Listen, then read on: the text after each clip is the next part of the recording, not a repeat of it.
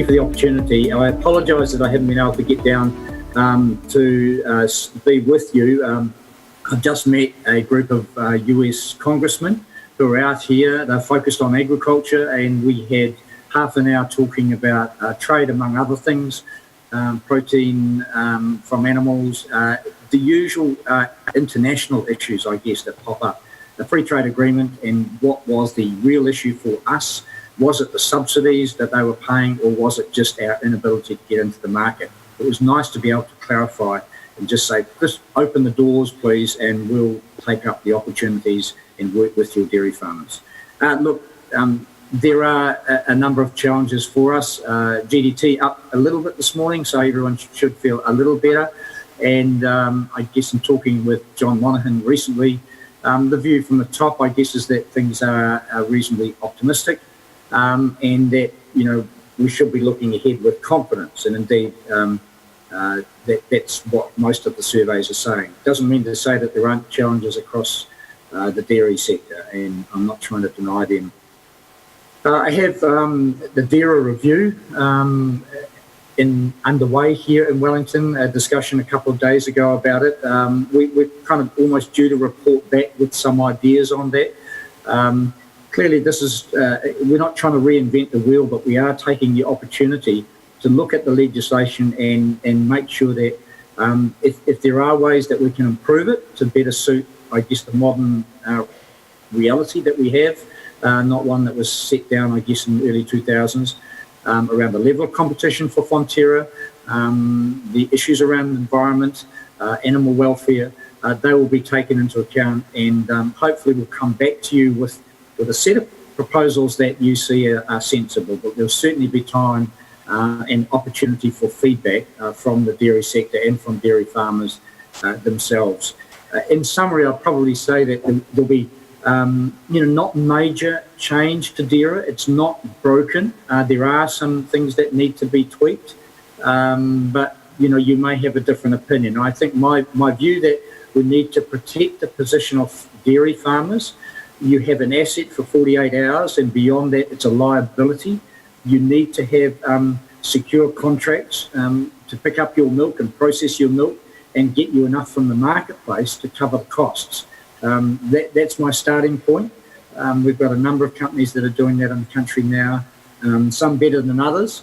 And I guess I'm not the staunchest advocate for competition, but there are some healthy tensions that competitive environment in some spaces around the country do bring to the whole industry. So we're just trying to find the right balance, and hopefully we'll end up in the right spot when the legislation finally passes. I've said, and I spoke to an ASB forum in Canterbury last week, debt. We owe a lot of money from the farming sector, and we pay a lot of money back to the banks, and generally speaking, they do quite well out of our hard work. The situation that we hoped would have changed following GFC and the fact that we needed to wind back the level of debt across the sector, it hasn't happened for a number of reasons. And talk now of a reserve ratio being changed to protect the bank's position and ours in relation to the banks is something that is causing angst. If there's a 0.5% increase in interest rates across the country, I said to that forum, it's about over $300 million a year, which is a lot of additional costs, but that's only about 6% of the four big banks' annual profit. So in my view, the full cost of this should not be foisted back into the agricultural sector. And it's a discussion that needs to continue between the Reserve Bank and the banks, and you with your own banks. And I'd be horrified if all the costs of any adjustment to protect the bank's long-term position is foisted back onto farmers at a time when we've got high levels of debt. I must talk about M-Bovis. Look, it's an ongoing challenge, and I know from a Canterbury perspective and South Canterbury, you've been caught up in a lot of this, and I thank those who have cooperated. We've still got a long way to go. There's still adjustments that need to be made to the whole program. I talk to farmers on a regular basis and was at the Southern Field Days, and again picked up information that I've always act on. And there are always two sides to most stories, but believe me, there's a lot of wisdom that comes from the farming sector on the ground that I pass back up into MPI and into the program. It's new for everyone. People from top to bottom, myself included, have not undertaken this before. There will be mistakes made, but we hope that we can fine-tune it to the point where we can get rid of N. bovis. And everyone I speak to, be it internationally or locally, generally agrees that farming without N. bovis would be far better for us in the long term and certainly be far less expensive. Watch this space. There will be adjustments made. There will be more farms affected, but we still believe we're on track, and every bit of information that we have so far is it's still a single strain. And if we monitor animal movements, then we can work out how far it might have or might spread into the future. And that's along with the adjustments we're making to NATE. I announced a few changes yesterday. They're kind of technical. I'll roll through. They will affect the way we use NATE, but that will put us all in a better position for all disease management, regardless of what it is into the future. Can I comment before I finish off on Western Milk Products? I'm not a shareholder. I have family who are, so I'm putting aside all personal and private interest. Can I say that as the second biggest co-op in this country, I'm really saddened to see it go through the process of potential sale. A partnership might have been better. I'm not familiar with all the details, and all I've said is that farmers, if they are shareholders, if they have an interest, should ask all the questions they think of now, not worry or that after the deal that they should have asked or should have or could have or whatever. Now is the time for healthy discussion and debate. The board's gone out with one single proposal, which is unusual, and I'm just hope that, if there is another option, that might be a better option, that they can put that on the table as well. So that's the summary. I guess a warning to all co-ops, big or small, that you can, with some bad mistakes at governance or management level, get into a lot of trouble, and it's a sad situation for the West Coast. This was the biggest and only company really owned by West Coasters, and that's likely to change. Look, I'm happy to take some questions if it's technically possible, and kind of wrap up at that and say, look, apologies for not being there, but I'm happy to meet with farmer groups whenever I can, squeeze it into my program. Kia ora. Thank you, Minister, and we certainly appreciate those positive words for the future. But as you've said, there's certainly a massive reset going on a lot of fronts at the moment. Now, we've got some roving mics, I think Natalia at the back, and now please, so we've got time for questions for the Minister. If you can please put your hand up, and now it's important that you speak into the mic so that the Minister can hear you. Okay, thanks. So first at the back. Sound's not great, but I'll try. The bank's saying that they have to pass it all on. I don't accept that at all. The banks have come to politicians crying foul for years on different things. They've walked away with $5 billion last year of profit. If you're not prepared as a collective organisation to push back and say, we're in a partnership here, you can't simply just add the costs on, then maybe it's an unhealthy one. We have to look at that. Nothing that you are doing in the farming system at the moment is because of us in government. Most of the things that you are incurring by way of costs and requirements have been in place for some time. We are talking about issues around water. We are talking about possible inclusion into climate change obligations. Yes, that hasn't come yet. What I'd say to you is that, yes, you have been running faster and harder for some time. That's not of our government's making. And indeed, I can understand that we can't keep doing this. We have to have a bit of a reset into a more sustainable situation where you can make decent profit, you can get a decent return on your investment, but that we do run really good animal welfare and environmental management systems. If we don't do that, we won't have a license to operate internationally. And so what we are saying is that we just want to get back to a good position, and there will be some assistance to work through that with farmers. But just saying that we're to blame for all of the pressures that in the dairy industry at the moment is completely wrong. And I reject that. I'm happy to work through one by one with you if you want. But if we don't wake up to the international pressure to meet obligations around animal welfare and around environmental management, then, we won't be able to claim to be, the best farmers in the world selling the best quality protein and products. Thanks, Minister. I guess the message here is pretty clear, and that is that if we are experiencing challenges around banking margins and those being pushed up, we do have the responsibility to push back. And I guess you're suggesting, Minister, that where that's not happening, you're certainly keen to be kept abreast of it. So we certainly take the point, though, that this sector needs to focus more on profitability now in the next period of time than we have on developing farms as we have for the last generation. So have we got another question? Thank you. And all I ask of you is that I'll be pushing back on them. You have to as well. We have to combine. I think we can bring a better balance to the partnership that you have with the banking sector.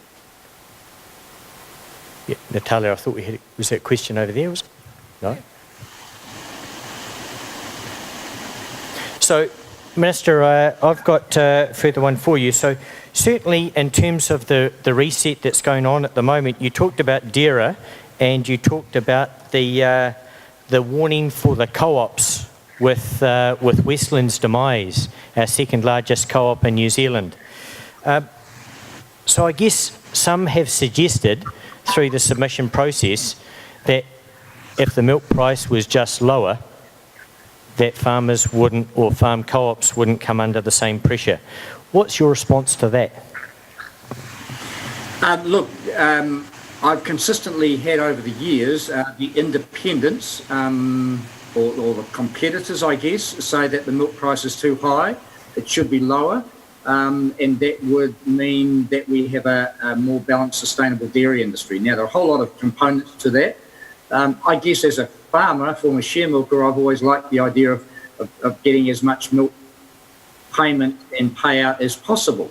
But the reality is the difference between dividend and milk price, the core milk price, is one that has been brought in, I guess, through, and now I guess exaggerated through TAF, where you've got unit holders who just depend upon the dividend rather than the milk price. So there's been more focus on that. There's a view that, Fonterra payout was 50 cents too high on milk price. Look, I'm not familiar enough with the technical workings of that, other than to say that the government has over the years, governments have attempted to support the milk price manual as the fairest way of arriving at that point, in the absence of kind of any pure competitive market. I think we do have to look at that, and it is under scrutiny to make sure that it's fair, that the Commerce Commission, that in my view don't do a very good job normally, but that they are capable of providing that oversight in a fair way. So we'll be looking at that. But to say to farmers that, well, you've been paid 50 cents too much for milk and it will come back to you through dividend, does create some other pressures within the dairy industry. If it has been overpaid and it has put pressure on co-ops like Westland, then it does need to be looked at. There is a view that if Westland had they've been paying more to what is the realistic milk price, and Fonterra had been paying too much, where does that leave them? I guess it still comes down to management and a whole lot of other issues. I'm aware of the issue. I don't have the answers, but you can be assured that the milk price setting arrangements are a core part of discussion under DERA. So I guess, Minister, what that simply means for us as farmers is that the focus on our profitability has to be absolutely at the forefront of our minds in this next period of time, because you're talking about a challenge for our processors paying slightly less for milk than what we might have become accustomed to over the last few years. Yes, look, I think you're absolutely right. I was share milking in '85 and was told to focus on profits, not on production. Been many field days over the years. We've been told that. We do tend to forget it from time to time.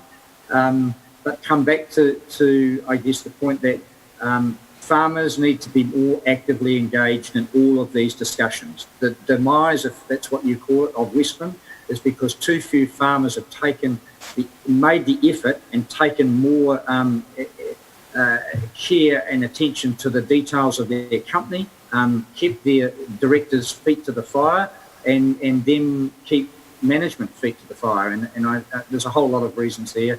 In the end, farmers, if they engage actively, they are smart enough to work through all the issues and help us arrive at the right decisions. But if they don't actively engage, then things just kind of drift on. Thanks, Minister. Now, any more questions from the floor? Please, we've got the roving mics. If you can please put your hand up.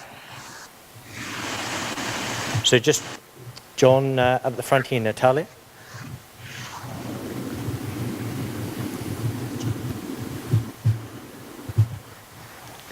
Yeah, Damien, John Gregan here. Yeah, a little disappointed to hear some of your comments. I mean, half the problem, I guess, with Westland is, and it wasn't your government, to be fair, it's been previous governments allowing foreign-owned companies to get dearer milk and, you know, compete by not having to buy shares in the company. And, of course, all their profits go offshore. So, I mean, the value that they're adding to the milk, New Zealand never gets to enjoy anyway. Their shareholders do, who generally aren't Kiwis, are foreign owners. So, you know, I think that needs to be looked at. And I total sympathy with Doug Cotter that, you know, the DAERA Act at the moment encourages foreign-owned companies. And, I mean, the Labor government's been strong in not allowing us to sell our land to offshore interests. And I'm actually agreeing with you in that. I think that's a good, fair thing to do. But at the same time, we're selling our milk and our provenance of that milk to foreign companies to benefit from that, and that profit's all going offshore. So I wonder, you know, why you're doing one thing and not the other. John, sorry, because it was a bit, we could only just hear it. If I can kind of summarise, so the provision of the up to 50 million litres of milk to foreign companies, look, it was originally designed to assist some of the domestic supply and the domestic competitors originally, plus the 350 million litres to Goodman Fielder. Well, that's where it's ended up. There are discussions around that. In the end, the 50 million litres is not a lot of milk. And if you took that away, most of it, I guess the foreign competitors could and should be able to find their own milk supply.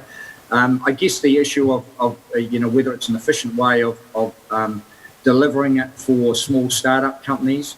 You know, I'm not one who's philosophically believes that competition is great everywhere. You know, I think particularly in the area of milk, we have to have collaboration and cooperation effectively.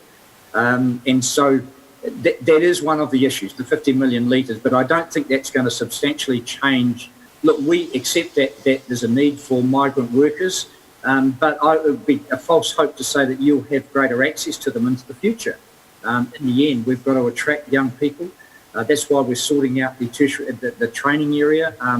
Taratahi, Telford were indicators of what has been a terrible situation across the primary sectors, where we've had declining numbers of people in training. In 2014, 65,000, 2017, 49,000. That's a massive decline at a time when we need more people in the sector. And just ongoing reliance of migrant workers to carry out the core chores in our primary sectors is not a very safe or sustainable approach into the future. And so we've got to work harder at attracting, providing career paths, and then the issue, of course, that has driven people or attracted them into the industry has been the hope of getting land ownership. Clearly that's harder, but maybe we've got to come up with new models of equity shareholding or stake by young people who can come in and work their way through to, you know, a piece of land and a bit of security. That's not indeed the opportunity for a lot of people, and so they just decide to go and live elsewhere. It's an international challenge as well as ours, but we're a country that depends more on people working in the primary sectors, the best and smartest. So we're going to have to try harder as well. I'm sorry if that doesn't give you the message that you'd like, is that yes, we'll open the doors. We're saying we will work with you, but the primary sectors have to try harder. That's why I've got them in the room to discuss what we should do around, the issue of Polytechs, Taratahi, Telford, and all the other training providers. We've got to sort that out.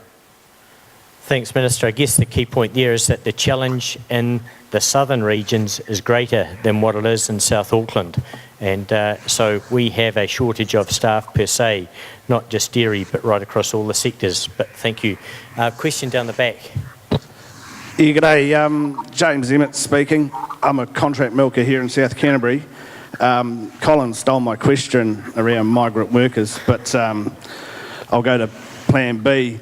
And if profitability is supposed to be our focus, what's happening around the cost of compliance? And one word you said earlier, which scared the hell out of me as a future farmer, was yet.